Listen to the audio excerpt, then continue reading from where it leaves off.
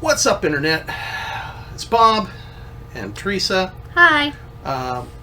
Just taking a few minutes to go through and talk about the Game Awards nominees for this year. And got a couple surprises, got several things that don't really interest us, but we'll just kind of dive in here and shoot the breeze about it for a little bit and go from there.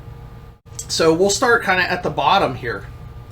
Best esports event, cool, whatever. Same for best esports coach, esports team, esports athlete, esports game. Nah. Okay, cool.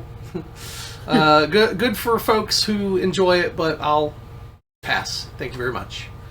And then here's, first something of interest. Most anticipated game, and we're looking at, of course, Final Fantasy 16. That's my big vote for next year. Really looking forward to that one. Hogwarts Legacy, meh. Resident Evil 4, yeah. Starfield, we'll see. It'll be on Game Pass. I'll play it happily enough, just because I won't have to buy it. And then Legend of Zelda: Tears of the Kingdom. So man, tough call. I feel like Zelda's going to come out. Well, they already said that's coming out in May, where Final Fantasy doesn't really have a release date yet, other than summer 2023. So hopefully that's not also May. Please don't be May.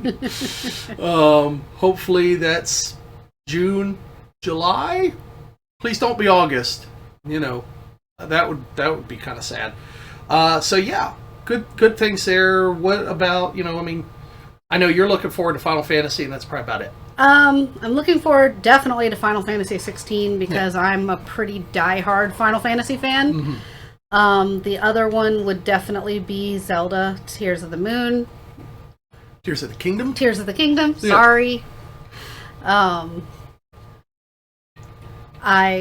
am not as familiar with Zelda as you are, but I do like it, so I'm definitely looking forward to it. Plus, it's a game for the Switch that I don't get to play my Switch very often these days. Yeah. Starfield, I have some interest, but we will see. You usually don't like playing Skyrim and that kind of stuff just because you don't like the first-person perspective. True. Valid point. So Starfield might not be for you. I don't know. You can give it a try. But you haven't played Outer Worlds, so... That's true. And honestly, I feel like Outer Worlds is going to prove out to be the better game in that case. Plus, I believe they announced an Outer Worlds 2 sequel, So, yeah, I feel like Outer Worlds already kind of has a lock on the whole space Skyrim concept. Moving right along. We got here. Go back. So going from most anticipated to best adaptation, which is basically, I guess, where they took a game property and they turned it into a cartoon, turned it into maybe a movie, that kind of stuff. Which there's Arcane League of Legends, Cyberpunk Edge Runners, The Cuphead Show, Sonic the Hedgehog 2, and Uncharted. I have not seen the Uncharted movie. If it's free streaming somewhere, maybe I'll check it out. It really just, the aesthetic that they went for and the story that they looked like they were trying to tell didn't catch me. So I have not seen it. I really enjoyed Sonic 2. So I hope that one wins it. I really, really enjoy it. Other than the 15 minutes bit in the middle of the movie where the humans are at the wedding in Hawaii, that was unnecessary. The rest of the movie is absolutely fantastic. Cuphead Show was good. I think I watched all of that. That was on Netflix. I loved the art style of the Cuphead Show. They really nailed the game art style, and it was good. Cyberpunk Edge Runners, I've only watched 2 episodes of it, and it's okay. I wasn't blown away by it. I know the game got a big resurgence after that came out. It had a relaunch, so to speak, kind of helped Cyberpunk 2077 along, so that's cool. Arcane League of Legends. I think I'm on episode 5 of it. I still haven't finished it. It's I don't know. I like the setting and the world. It's all kind of steampunk. It kind of reminds me of D&D's Eberron. But yeah, so I'm hoping for Sonic 2. I don't think you've sat down and watched Sonic 2 yet. I have not. The only one out of this I have actually seen is the Cuphead show. Yeah. Which was, like I said, that one was fine. But we have to watch Sonic 2 sometime. We need to sit down. We've got some friends who might also like to see it, so we might have to sit with them and watch it. Yeah. War next. Best debut indie. So I guess, a brand new indie game, a studio's first game, that sort of stuff. Neon White, I've heard good things. I haven't played it. Norco, I haven't heard of it. Stray, I've heard good things, but I haven't played it. Tunic, also heard good things, haven't played it, but I hear it's very much like a Zelda game, and I do love a good Zelda game. So, I guess if I were going to pick one just based on I haven't played it, that might be the one. And then Vampire Survivors. This one sort of baffles me. I understand there's probably some good writing. I hear it's got like some good lore and tidbits that different people have written for it, but I've also heard people saying that this should be a nominee for the game of the year, and I'm just like, guys, it's a stick shooter. I don't, there's been all kinds of stick shooters. I'm sure it's fun, but yeah, I don't know. So if I had to pick one, I'd probably go with Tunic, just because if it's based on Zelda, I love Zelda. I would have to go with Stray because cats. Yeah. The cat. Which is also a good choice. So because cats. Let's see. Content creator of the year? I don't know. I'm not on the list. I don't care. No, I don't really follow it, so I can't say anything. Yeah, I'm sure there's I'm sure there's good. I actually have not heard of some of these folks. Carl Jacobs, Ludwig, Nebellion I've heard of. I think he's like retiring from content creation, or I thought I heard something about he was sort of like leaving the content creation scene or something or other. So I mean, who knows? He might win it. I've seen him trending on Twitter recently. We'll put it that way. Nobru and Cinderella. Yeah. Good luck to all you folks. I've not heard of you before, so I can't really comment. Yeah. Let's see. Best multiplayer. I don't really play a game specifically for the multiplayer. I'm sure, though, the first one here, Call of Duty Modern Warfare 2, is probably going to be the one that gets it, just because it's going to probably be the most popular. Multiverses, I kind of hope Overwatch 2 doesn't get it, just because it sounds like they really have kind of messed up Overwatch 2 a bit. Or Splatoon 3, there's a lot of people like Splatoon. We'll see. I've never played a Splatoon game. But Teenage Mutant Ninja Turtles Shredder's Revenge, I could go for that. I've played that, even on stream. That's a fun game. I did play a little bit of the multiplayer, but, which it's kind of your classic arcade beat 'em up. It's fun. Neat. I really have no opinion because I don't play a lot of multiplayer games at all, period. Yeah. Best sports racing. Don't care. Bring back Ridge Racer. Bring back Burnout. Yeah, Ridge Racer or Burnout, and then you can talk to me about at least racing games. Absolutely. Other than that, okay. Best sim strategy game. There's Dune, Spice Wars, Mario and Rabbids, Sparks of Hope, Total War, Warhammer 3, 2 Point Campus, and Victoria 3. Some of these I've not heard of, like Victoria 3. Hell, I never heard of Victoria 1 or 2. But I would probably, having seen it played, we tried to play Total War Warhammer 3, but our computer is just like, no Warhammer for you. I don't like you. I don't want anything to do with you. Yeah. And but I love Warhammer just because I like the fantasy setting and all that stuff. So maybe that. But I also love Dune, and Dune has been a strategy series since forever. So maybe we'll see how that goes. I would just have to vote Warhammer simply because it's the universe I'm more familiar with. Yeah. I'm kind of new to the Dune Mm-hmm. setting. Best family game, and best fighting game. I don't play too many of those to really say. Best role playing game though. Now there's something. And here's where things start to get kind of beefy. We've got, of course, Elden Ring, Live Alive, Pokemon Legends Arceus, Triangle Strategy, and Xenoblade Chronicles 3. Good that a Xenoblade game's getting some love. That one shows up in Game of the Year again later on as well. So, and I think it was in there for the narrative. I forget. It was either narrative or best score. We'll get there in a minute. I'm probably going to go with Elden Ring, though, just because I've never seen a game that was so fully fleshed out. Like,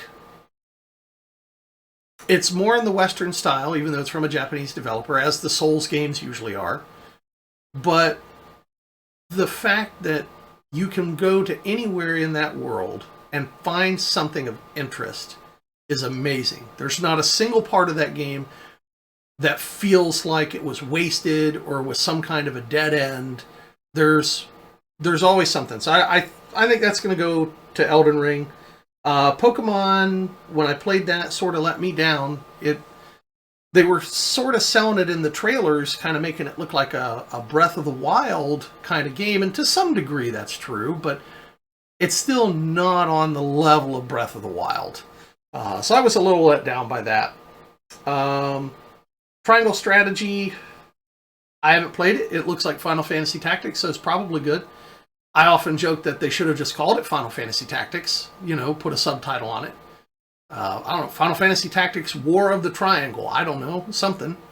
And Xenoblade Chronicles 3. I like Xenoblade games. I haven't got to play 3 yet, so maybe. But I think Elden Ring's going to take it.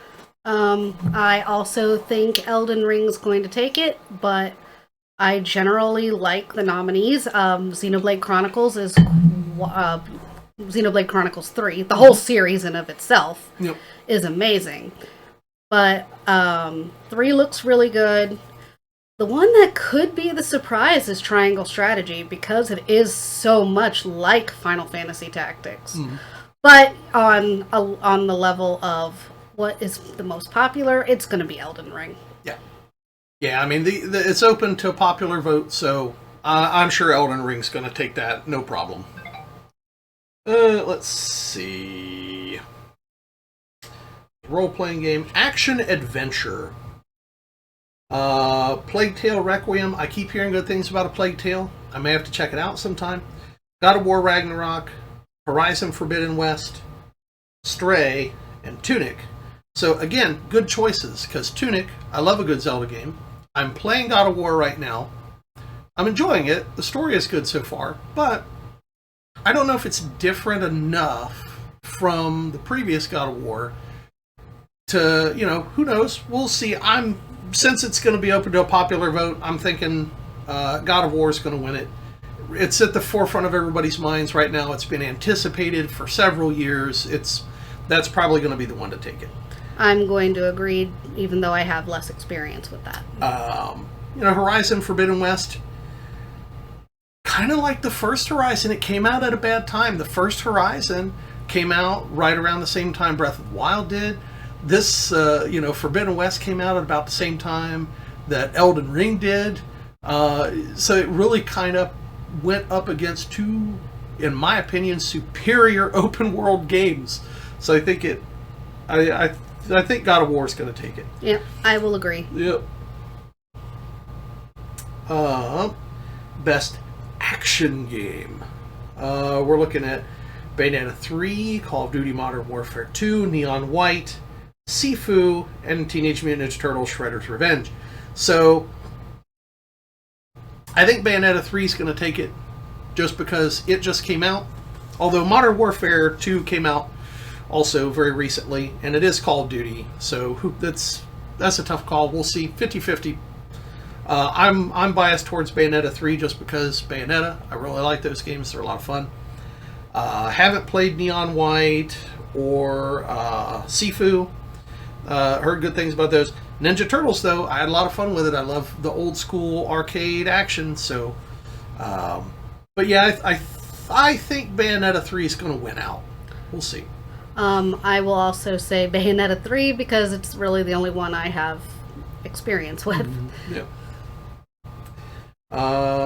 Best VR and AR game. There's not one. We can't judge. We don't own VRs, and not currently. I mean, what do we have in here? After the Fall, Among Us VR. That'll probably, because a lot of people love Among Us.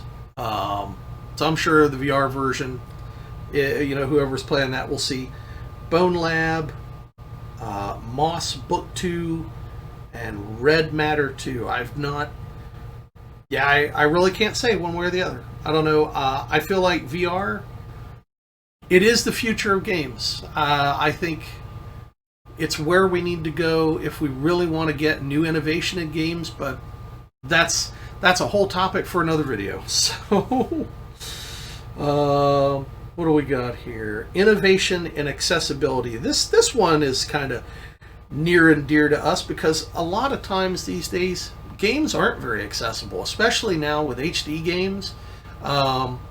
There's a lot of really tiny text that is often very hard to read, and it gets aggravating, especially if you're trying to play comfortably on a couch and the screen that you're playing on is across the room a bit, and hell, I'm playing on an 82-inch screen, and some of these games, like I know Outer Worlds comes to mind right off the bat, and I think it's gotten better through some patches.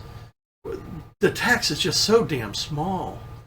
And I know you said something about like Fire Emblem. Yeah, Fire Emblem 3 Houses had the same problem. Right. Bravely Default 2 had that problem. So yeah, small text in particular these days is a major issue, especially for folks like us that enjoy playing games and have enjoyed playing games for 30 plus years, and now all of a sudden being able to read games is becoming a problem. So accessibility in games is fantastic. Some of these games I've not heard of and certainly haven't played to really be able to say what their accessibility features really are like As Dusk Falls, Return to Monkey Island, The Last of Us Part 1, and The Quarry. I've played The Quarry, but I don't recall seeing what the accessibility features are on that. I didn't have too much trouble with it, though, from a visual standpoint. The Last of Us Part 1, which is the remake of The Last of Us, which had an HD version for the PS4, and I think an HD update again for the PS5, and then got remade for the PS5. That's a whole topic for another video. But as I understand it, they took the accessibility features of The Last of Us 2 and put them in the remake, whatever those were. I think there were some audio cues and some other things. But now, the one I think that's going to win this, and from personal experience, the one that I think did a fantastic job, Ratchet & Clank did a real good job when that came out. And similarly here, God of War just has a wealth of features for people who have difficulty seeing or difficulty hearing. There's audio cues, there's visual cues. You can change the color of enemies and interactable objects and doors and all of these different things that really are just fantastic optional features that could help someone who may otherwise have to pass on a game because it's too hard to play. And so that's fantastic. I think God of War is really gonna take that one. It should be no contest on that. And I have no reason to disagree with that based on what I've seen. Yeah. Let's see here. Best community support. We've got Apex Legends, Destiny 2, Fortnite, No Man's Sky, and our pick, our favorite. Get out there and play it, Final Fantasy XIV. Do you have a minute to talk about our Lord and Savior, Yoshi P? I would like very much to tell you about Final Fantasy XIV. It has a free trial that you can play all the way to level 60. You can play the award-winning expansion Heavensward. Get on it. Do it now. Stop watching this video. Do it now. Why are you still there? Go! Now! Anyway. So yes, Final Fantasy XIV, fantastic game. I've been playing it since the relaunch in 2013. It's fantastic. It's an amazing MMO. Don't at me about having to pay a monthly sub for content you already purchased. It's fantastic. Go do it. And Teresa plays too. So yes, FF14. That's our pick. I think it won it last year too, but it can win it multiple years in a row. Go ahead. If it's nominated, it can win. That's right. If it's nominated, it can win.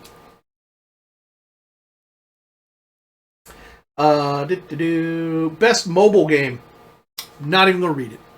Like the esports ones, no, thank you. Very, very much agreed. Yep. Best indie game. What do we got over here? Cult of the Lamb I've heard of. Neon White I've heard of. Sifu I've heard of. Stray I've heard of. And Tunic I've heard of, but I haven't played any of them.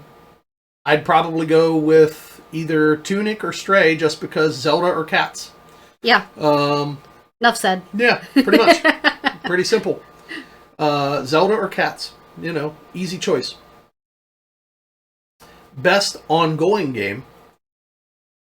We have Apex Legends, Destiny 2, Fortnite, Genshin Impact. So almost a carbon copy of best community support, including Final Fantasy XIV, which has a free trial up to level 60, and you can play the award-winning expansion Heavensward. Get on it now!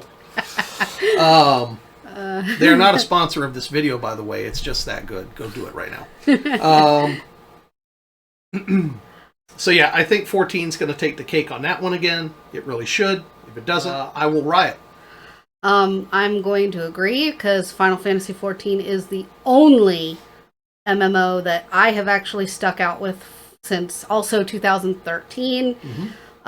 The one that might be worth watching out for is Genshin Impact because I know it has a huge community of fans who really seem to like that type of RPG. Although when I tried it, it was a little too grindy for my taste. Mm-hmm. So yeah, I would have to free to play game. That's why. Exactly.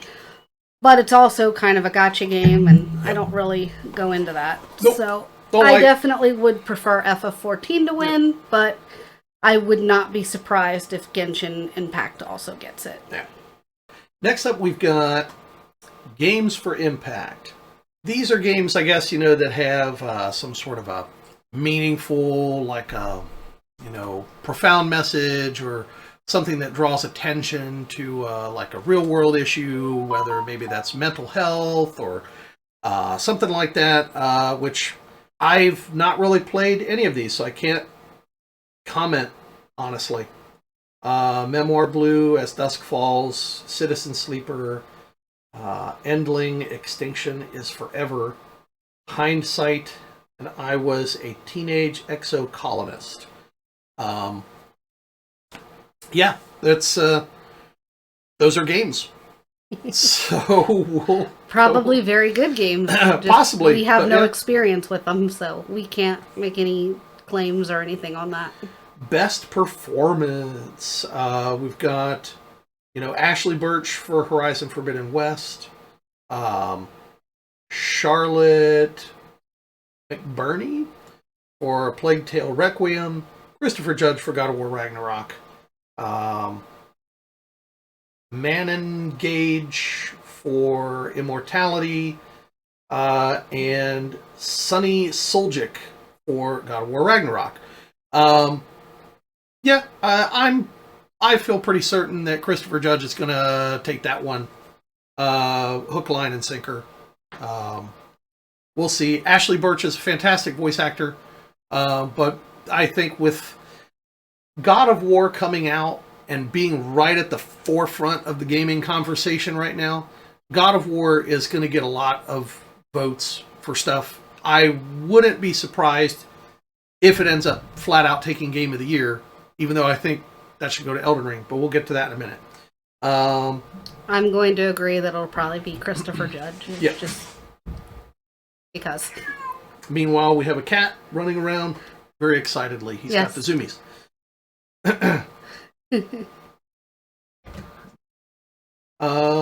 Best audio design. Okay. Or we'll go straight to best score and music, which is the real category. Plague Tale Requiem, I've not heard their music. Elden Ring, God of War Ragnarok, Metal Hellsinger, which I've also not heard their music. Xenoblade Chronicles 3. I would go with Elden Ring just because Elden Ring, although, I mean, these are all good choices. God of War's got good music, although some of the music tracks in God of War Ragnarok are straight up reused from the last God of War. So, in my opinion, that kind of brings it down a peg or two. I know it's the same game. It's a direct continuation of the previous game, so you expect to hear some reused tracks, but at the same time, not a wholly original score. So I'm going to go with Elden Ring, probably. We'll see how that goes. Yeah, I will agree. Elden Ring has a magnificent soundtrack. Yeah. But the one that could come out and win is obviously Xenoblade 3 because it has Yasunori Mitsuda at the helm of composing, and he is really a really great composer. So it wouldn't surprise me if he wins, but I do think it really should go to Elden Ring because that game's music is phenomenal. If a little creepy at times, but it should be. It fits the game's atmosphere. Next up, we've got Best Art Direction, where we've got Elden Ring, God of War Ragnarok, Horizon Forbidden West, Scorn, and Stray. Again, I'm going to go back to what I was saying earlier about Elden Ring. Every portion of that map does not feel useless. There is always something to see. There's always something interesting that's off in the distance, and that's what drives you to explore. Is you see this cool building or a rock formation or a glowing light or something creepy, and you're just like, I want to go see what that is. The art design of the world is so fantastic that it drives you through the game a lot of the time. So I think that is the one that's really going to take it. The other games, they all look great. They all have fantastic graphics and assets and all that other sort of stuff. But Elden Ring just does such a fantastic job with its environmental design that I really think that's going to take the cake. I'm going to agree with that because I don't have a lot of experience with Souls-like games, but what little I did play of Elden Ring, I thought it was really beautiful to look at.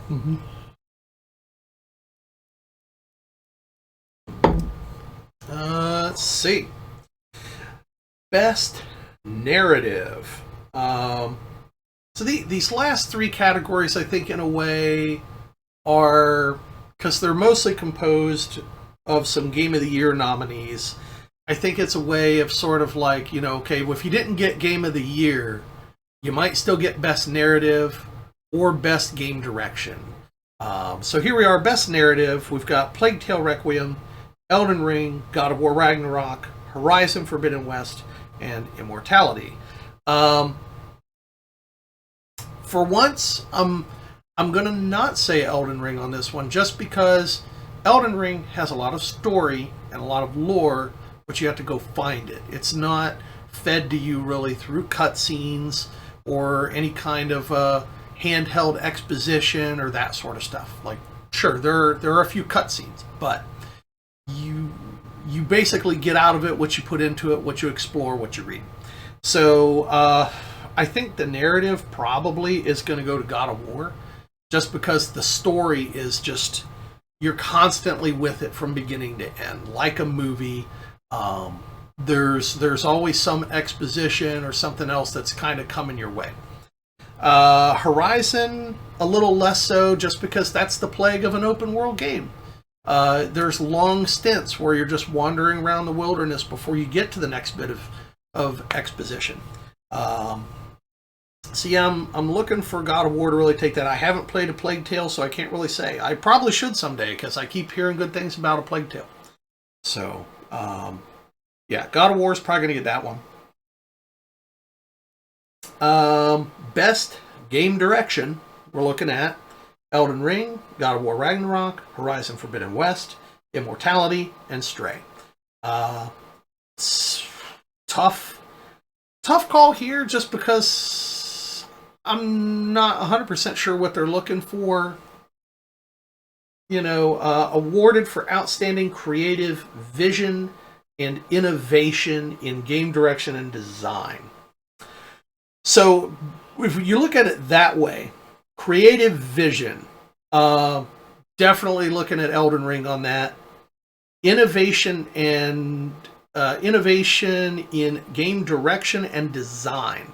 Still going to go with Elden Ring on that, just because God of War is reusing really a lot of the mechanics and things from the previous game, starting you back at level 1, having you reacquire new abilities, but essentially the same gameplay loop as the previous game. So I would not necessarily call that innovation. I mean, you could argue that Elden Ring is also not really an innovation, because there's been other open world games, but I don't think to the level of detail that there is in Elden Ring. People do entire series of videos just discussing the lore that you can find in Elden Ring. So perhaps that. Horizon Forbidden West, same kind of thing. The gameplay loop really is the same thing that was in Horizon Zero Dawn. If anything, maybe Stray or Immortality might take it. Who knows? Just because how many games really have there been where you could play as a cat and just kind of explore around and, in an interesting sort of cyberpunky city setting, and do cat things. So maybe one of those. That's like the kind of category where maybe a weird, quirky game would probably take it. Yeah, I could see either Elden Ring or Stray. Yep. Because, I mean, again, the creativity level of what game out there could you play as a cat? Yep. Versus Elden Ring, which has an incredibly deep lore, but it's not, though it is more of an open world, it still is reminiscent of a Souls title. Mm-hmm. Yep.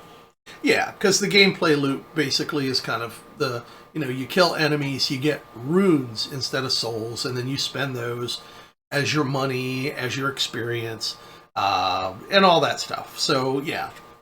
That'll probably go to Stray.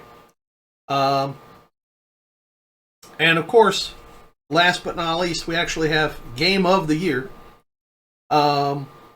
which is Plague Tale Requiem, Elden Ring, God of War Ragnarok, Horizon Forbidden West, Stray, and Xenoblade Chronicles 3. This surprises me, because you don't usually see a Xenoblade game, and usually not often, I don't think, a JRPG ending up in Game of the Year. I mean, I know you could say that Elden Ring is a JRPG, but the way they design their game, they don't do it in the traditional JRPG style. But I'm going to say Elden Ring. Again, just because, like I said, the world design is great. Everything feels purposeful, all that stuff. But above all else, I have never finished a Souls game. I have dabbled in them. I've played Demon Souls for about 2-3 hours and stopped. Dark Souls for about 2-3 hours and stopped. Never played Dark Souls 2. Dark Souls 3 played for 2 or 3 hours and stopped. Elden Ring, I felt like I needed to play it all the way through, no matter how hard it got. That game just grabbed me and held on to me. I still want to go back. I have a second playthrough started, where I carry my character over to like a New Game Plus. And I still find myself going back and playing that game. That's a good game. A game that you just want to play, that you feel like it's so much fun to play, you can't wait to get back to it, that's Game of the Year material to me. So I think Elden Ring really is going to take that. But God of War, like I said, it's at the front of the conversation right now because it just came out. So, there's a real good chance that might actually take it. But in terms of a game that really should be called Game of the Year, I'm going to say Elden Ring. I am also going to agree, because even though my experience with Souls is even less than his, I did play Elden Ring for a little bit and actually want to go back and play with it again, which is rare because normally I don't give a Souls game a second look. Yep. But in this case, it's like, I actually really want to play this. And I don't feel that with God of War, but I mean, to be fair, God of War is not my typical style of game. Neither is Elden Ring, to be clear, but Yep. I'm not really an action game person. I am definitely more of an RPG person. Yep. And that being said, as much as I would love to see a JRPG like Xenoblade Chronicles 3 be Game of the Year, I just don't see that happening. Yep. So if I was to have to pick without, based on my experiences, I would have to go with Elden Ring, because it's the only game that I'm like, I really would like to go deeper into that and see where it goes and see actually how long will it take for me to yank my own hair out. Yeah. Probably not long, so, but yeah, so those are our picks, thoughts on Game Awards nominees for this year. I guess we'll find out in a couple weeks who ends up taking home what, and good luck to everybody, and let's not get angry if our favorite one doesn't win. We if Elden Ring doesn't win a single award, then I still like the game, so whatever. Same for God of War or any of the other games. I'm more interested in the Game Awards for whatever trailers there might be for upcoming games. So we'll see how it goes. Very much. Yeah. The one thing I would like to bring up, though, before we leave, is some of the games that I feel like in the most anticipated that might have got a little bit of a snub for a nomination for most anticipated. And I bring this up because I really think it should get it. And that would be Baldur's Gate 3. Yeah. Yeah. We've been messing about with the early access and stuff on Baldur's Gate 3, and it seems like it's going to be good. D&D fans out there, this might be, it's been a long time, I think, since we've really had like a good D&D game. The Dark Alliance game, unfortunately, kind of fizzled, so, honorary mention, Baldur's Gate 3 for most anticipated game. That's ours, another one of ours anyway. Yeah. It's going to be a good year next year, provided things don't get delayed further. Every year seems like, oh man, next year is going to be a great year for video games, and then some of those games end up getting pushed back even further into the following year. So, but next year is looking pretty good. Yeah, I guess we'll kind of wrap it up right there, and we'll see. We'll come back and probably discuss the winners and losers after the Game Awards happen. So we're gonna check out for now, and then we will see you guys later.